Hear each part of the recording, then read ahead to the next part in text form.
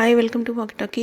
ఈ 13th వీక్లో demon Pavan, Kalyan and Ritu వీళ్ళ ముగ్గురు మధ్యలో జరిగినటువంటి గొడవల్లో డెమాన్ పవన్ కళ్యాణ్ గొంతు మీద చేయి పెట్టడం జరిగింది.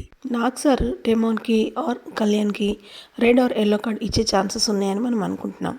డెమాన్ అండ్ రీతు గారిది ఇద్దరిది ఎంత క్యూట్ అండ్ హానెస్ట్ ఫ్రెండ్షిప్ అంటే రీతు కళ్యాణ్ దగ్గర క్లియర్ చేసింది.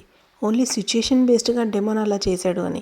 ఈవెన్ కళ్యాణ్ కూడా డైరెక్ట్గా ఒప్పేసుకున్నాడు. డెమాన్కి నా మీద ఎటువంటి కోపం లేదని, ఓన్లీ ఆవేశంలో ఆ విషయం అనేది జరిగిందని.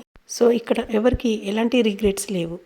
నాగ్ సార్ ఒకవేళ రెడ్ ఆర్ ఎల్లో కార్డ్ ఇచ్చినా కూడా వాళ్ళ ముగ్గురు ఫ్రెండ్షిప్ చూసినాక దే విల్ బి సేఫ్ అని అనిపిస్తుంది.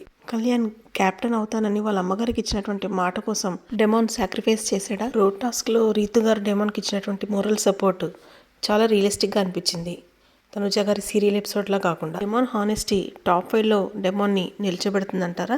Thank you and subscribe my channel walkie talkie.